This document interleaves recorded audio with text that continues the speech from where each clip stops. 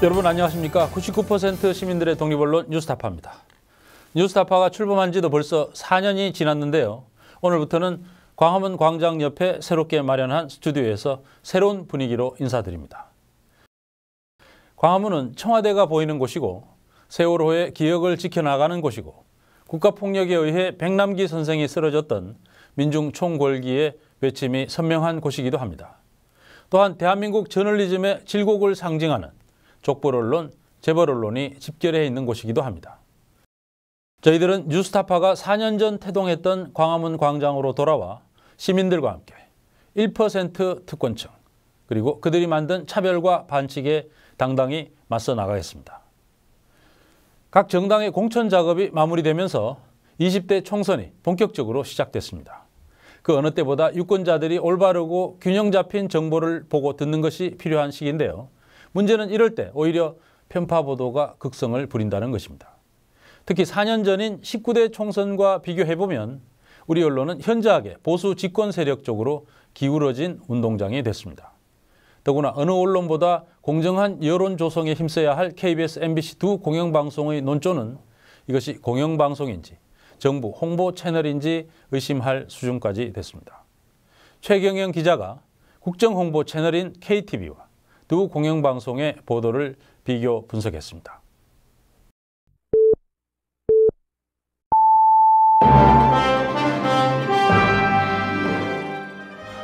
여전히 국내 뉴스 중 최고의 시청률을 자랑하는 KBS 9시 뉴스. 그러나 KBS 기자들은 자사의 9시 뉴스를 별로 보지 않는다고 합니다. 기자들 중에 상당수가 KBS 9시 뉴스를 보지 않는다고 말을 하더라고요. 왜 안 보는 거예요? 뉴스 내용에 대해 불만이 있으니까 안 보는 게 아닌가 싶어요. 그러니까 이를테면은 마땅히 다뤄야 할 소재를 안 다룬다라든지 또는 균형을 맞춰야 할 부분에서 어느 한쪽, 특히 정부 여당 쪽에 일방적으로 이제 무게를 실어주는 듯한.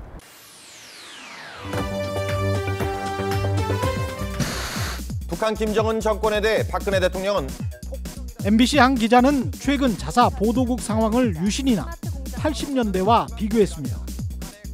현재 군사정부 시절이나 지금 MBC의 상황은 크게 다르지 않다라는 게 내부의 분위기고요.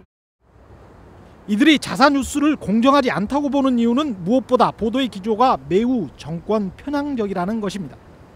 그리고 이들은 이런 편향된 보도가 당장 크게 달라질 가능성은 거의 없다고 말했습니다.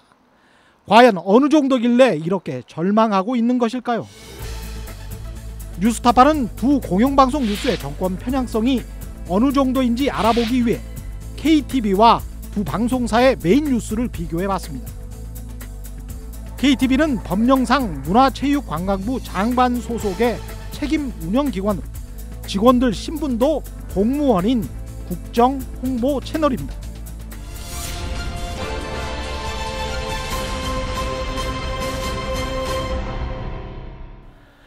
KTV가 다룬 박근혜 대통령 관련 소식들입니다. 국정 홍보 채널인 만큼 청와대 홈페이지에 올라와 있는 게 이상하지는 않습니다. 이건 박 대통령의 동정을 다룬 KBS, MBC의 메인 뉴스 보도들입니다. 무엇이 국정 홍보 채널의 홍보물이고 무엇이 공영방송 뉴스인지 가늠하기조차 힘듭니다. 뉴스타파 조사 기간 동안 청와대 홈페이지 청와대 오늘이 대통령 동정을 실은 날은 2일을 시작으로 모두 10하루였습니다. KBS 메인 뉴스에 같은 소식이 등장한 것도 정확히 10하루. MBC는 3월 3일 한 이집트 정상회담 관련 소식만 하루 빠졌습니다. 내용도 국정 홍보 채널과 대동소이합니다. 앵커멘트가 거의 똑같은 보도들도 있습니다. 박근혜 대통령은 북한이 추가 도발할 경우 응분의 대가를 치르게 될 것이라는 점을 확실히 보여줘야 한다고 경고했습니다. 박근혜 대통령은 북한이 무모한 위협을 계속하면서 변화의 길로 나서지 않는다면 자멸의 길을 걷게 될 것이라고 경고했습니다. 박 대통령은 확고한 안보 태세를 위해서는 우리 내부의 치안 안정이 무엇보다 중요하다고 강조했습니다. 게다가 박 대통령의 발언을 인용하는 부분도 똑같은 경우가 많습니다. 이게 이제 창조적 아이디어와 소비자가 모두 불편해하는 것을 차단해서 이렇게 하는 것을 뿌리하고 새롭게 태어나고 부가가치가 굉장히 높아졌어요. 국민들의 심정을 외면하면서 일자리를 늘려서 국민들의 삶을 챙기겠다는 것이 공허하게 들리는 것은 저만의 느낌은 아닐 것입니다. 분야 간 경계를 허물고 우리 고유의 전통 문화에 산업의 옷을 입혀서 경제 재도약의 기반을 마련하는 데에 힘을 모아주시기 바랍니다. 이렇게 받아쓰기만 하다 보니 침체된 경제 상황을 정부 책임이 아닌 정치권 탓으로 몰고 가는 행태도 청와대와 다를 바가 없습니다. 경제 활성화법을 통과시켜야 민생을 구한다며 대통령이 직접 길거리에서 서명을 한 이후 KBS와 MBC의 청와대발 보도에서 박근혜 정부 3년 동안의 경제 실패는 모두 정치권 탓이 됐습니다. 대통령은 책임 추궁만을 할 뿐 책임을 지는 주체는 아닙니다. 이 역시 국정 홍보 채널과 다를 바가 전혀 없습니다. 박 대통령은 서비스 산업 육성이 시급한데도 손을 쓸 수 없어 안타깝다며 일자리를 늘릴 방법을 알면서도 법이 국회를 통과하지 못해 손을 쓸 수 없는 상황이 안타깝다고 말했습니다. 청년 일자리 창출 효과가 있지만 정쟁의 볼모가 돼 있다고 박근혜 대통령은 안타까워했습니다. 대통령이 말하는 그대로 정치권을 비판하지만 대통령에게 책임을 묻는 기사는 찾아볼 수가 없습니다. 심지어 주요 일간지들이 선거 개입 논란을 자초한다면 일제히 비판한 대통령의 대구나 부산 방문에 관해서도 박 대통령은 오늘 오후 경북 안동에 새롭게 말한 KBS나 MBC는 철저히 청와대 입장만 전할 뿐 주요 신문사들이 언급한 선거 개입이라는 말은 아예 쓰지 않았습니다. 여러 해석 탓인지 정치적 오해를 살만한 행보는 최대한 자제하는 모습이었습니다. 박 대통령의 대구 경북 지역 방문에 대해 청와대는 도청 개청식 참석과 경제 활성화를 위한 행보였다며 확대 해석을 경계했습니다. 박 대통령의 부산 방문이 경제 활성화와 일자리 창출의 시급성을 강조하기 위한 경보라고 청와대는 설명했습니다. 해석을 경계했습니다. 청와대의 확성기 역할을 하고 있는 것입니다. 이런 공영방송사들에게 공정한 총선 보도를 기대할 수 있을까요? 지금 저널리즘 원칙에 비추어 볼 때 지금 한국 방송 그리고 우리 공영방송의 보도에 문제점이 많다는 것은 웬만한 학자들이면 다 아는 얘기입니다. 지금 이 상황에서 그러면 이 문제를 어떻게 해결할 것인가 사실은 듣지 않고 있기 때문에 그런 우리들의 지적들을 우리들도 희망이 없다고 생각하죠. 적어도 이 정부 내에서는 3.1 정신 이어받아 유신 이념 구현하자.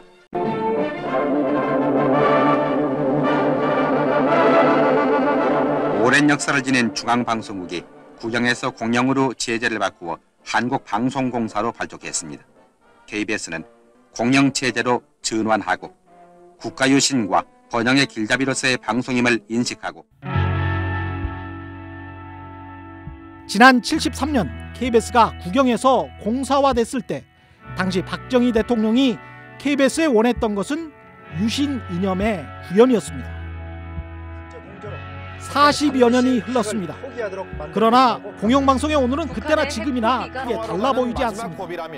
KBS나 MBC는 오늘도 국정 홍보 채널처럼 대통령 말씀 받아 적기에 여념이 없습니다. 공영방송이 제 역할을 못하고 권력의 편을 들 때마다 노동조합이나 기자협회가 내부에서 감시와 견제의 역할을 하곤 했습니다. 하지만 사측의 집중적인 탄압 등으로 이런 견제 시스템도 거의 무너졌습니다. 방송이 정권의 나팔수가 돼 국민을 우롱하는데도 내부의 자정기능마저 기대할 수 없을 때 국민들이 직접 나섰던 역사를 우리는 갖고 있습니다. 뉴스타파 최경영입니다. 4년 전 19대 총선과 비교했을 때 가장 달라진 언론 환경을 든다면 아마 종합편성 채널의 영향력이 상당히 커졌다는 것을 들어야 할 것 같습니다. 지난 19대 총선만 해도 생긴 지 얼마 안 돼서 종편의 영향력이 크지 않았지만 지금은 많이 달라졌습니다. 특히 종편의 주요 시청자층이 우리나라의 최대 유권자층이 된 노년층이어서 우려가 커지고 있습니다. 최기훈 기자가 보도합니다. 자신이 응원하는 야구팀 입장에서 편파적인 해설을 들을 수 있는 이른바 편파 중계 서비스입니다. 스스로 지금 무너지고 있어요. 자멸하고 있어요, 고원준. 네. 자, 좋아요. 무너지고 있습니다. 지금 오래간만에 낮 경기 들어온 저기 하니까 지금 정신이 지금 오락가락하는 것 같아요. 지금 정신 못 차리는 거죠.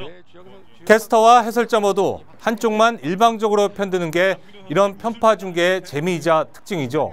그런데 만약 방송에서 특히 선거 관련 보도에서 한쪽만 편들게 된다면 어떻게 될까요? 지난해 5월 당시 새정치민주연합의 정청래 의원이 최고위원회에서 주승용 최고위원이 사퇴 공갈을 치고 있다는 발언을 했을 때 종편은 여러 시사 프로에서 일방적인 비난을 퍼부었습니다. 정청래 최고위원회 이 정치관은 약간 삐뚤어져 있어요. 무조건 유명해지고 무조건 유명세를 타면 여론의 지지를 받을 수 있다. 지역구 유권자들도 나를 지지해 줄 것이다라고 하는 왜곡된 정치관을 가지고 있습니다. 저는 그 정치관이 정청래 막말 시리즈의 바탕이라고 보는 것이죠. 동료 의원, 동료 최고에서 무시당하지 않습니까? 네. 이 상수에서 돌아서 나오는 거는 이거는 그냥 단순히 박차고 나오는 문제가 아니라 새정치민주연합의 지도부가 붕괴되고 있는 모습을 보여주고 있는 거예요. 그래서 심각합니다. 그러나 최근 새누리당의 윤상현 의원이 김무성 대표에 대해 욕설과 함께 죽여버려야 한다고 말하는 통화 내용이 공개됐을 때 종편의 모습은 정청래 의원 때와 사뭇 달랐습니다. 여당의 표 걱정을 하는가 하면 지금 몸 비박계에서 이런 이제 대세를 잡은 거야. 이제 그동안 그 수모를 당하면서 밀리다가 한판 얻겠다? 아, 친박은 그러면 또 이것서 가만히 있겠습니까? 또 엎어요. 서로 국민들 앞에서 자기들끼리 치고받는 머리끄댕이 싸움하는 모습 보이면 표 다 도망갑니다. 술 먹다 보면 그럴 수도 있다는 이야기도 나옵니다. 그 감정이 많았어? 자, 그러면 여기서 나랑 딱 술 한 잔씩 하고 잊어버리자. 뭐 예를 들어서 이렇게 한다든지 그러면 이거는 그냥 또 넘어갈 수도 있는 문제예요. 네. 김무성 대표도 사실 술자리에서 여러 가지 얘기 그동안에 많이 있었잖아요. 저도 개인적으로 뭐 새누리당 의원들하고 술자리나 뭐 전화 통화할 때 보면은 이 친박 비박 간에 서로를 부를 때 육두 문자는 보통이에요. 네. 그런 걸 제가 여러 번 들었거든요.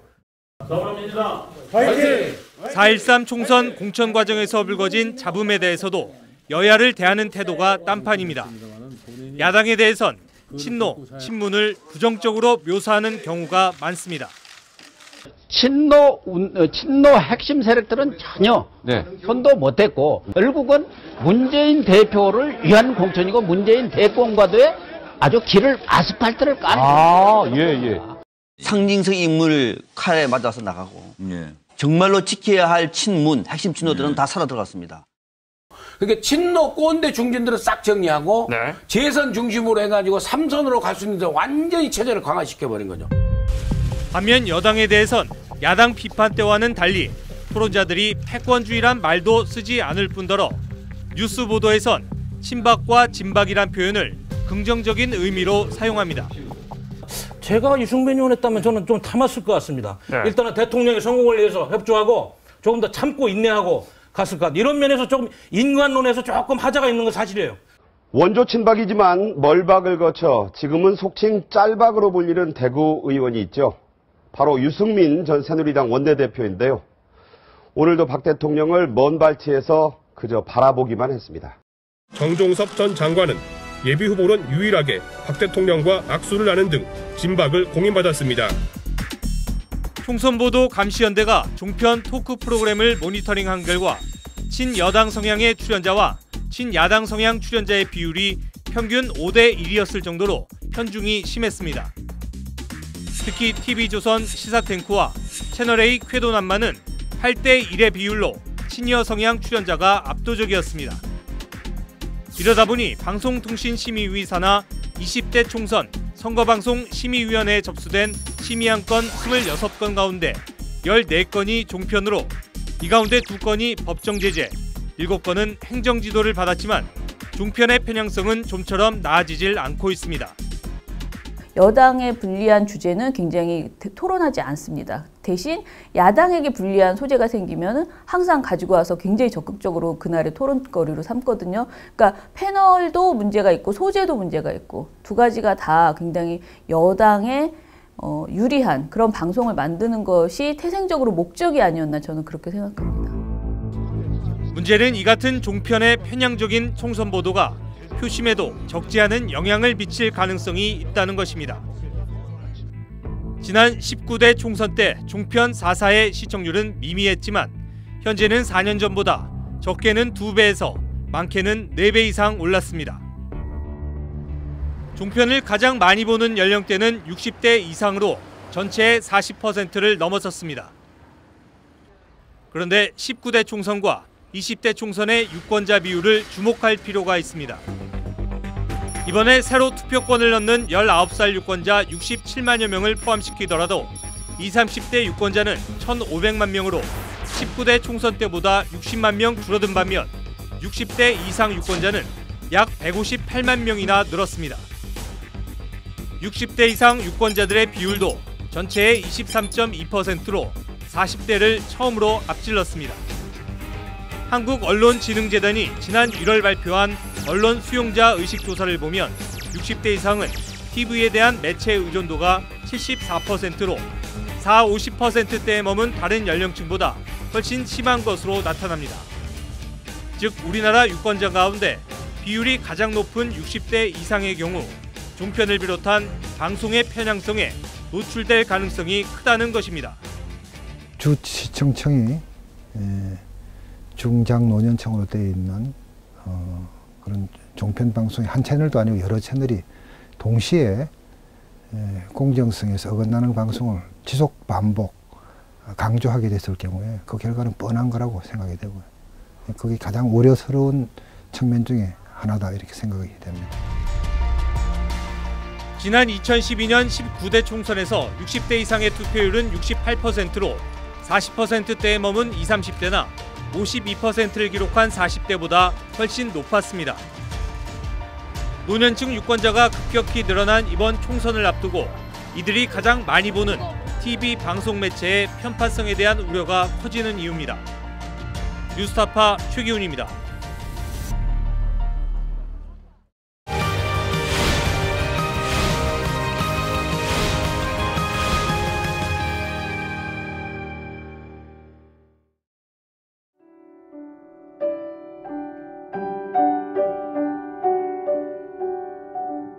아이들이 그러니까 가장 많은 시간을 보낸 곳이잖아요. 예, 아이들이 다 느껴지기 때문에. 예.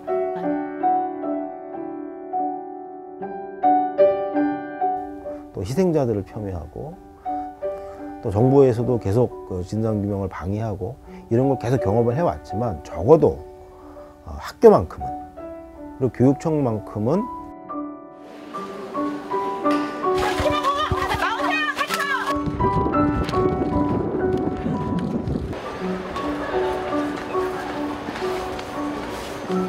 문자가 하나 있었는데 아무 말도 안 하고 그냥 문자 안에 엄마 이것만 써놨어. 그러지 와보세요 제발. 그냥 와보시고 교실로 와보세요. 거기서 아이들이 무슨 이야기를 하는지.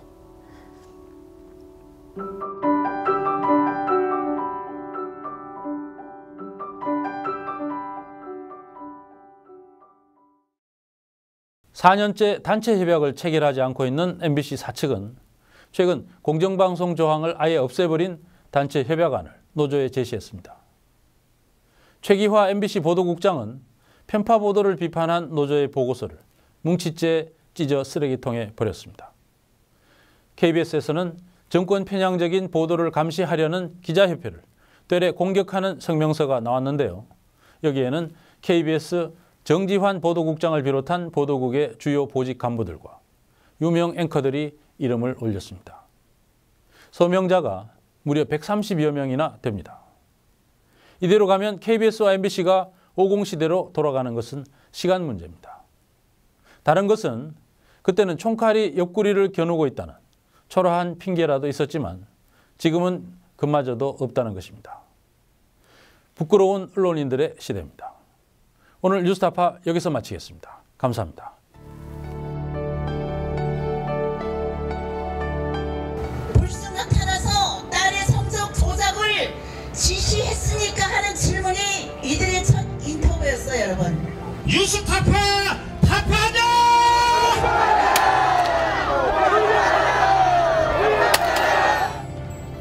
청와대의 확성기 역할을 하고 있는 것입니다.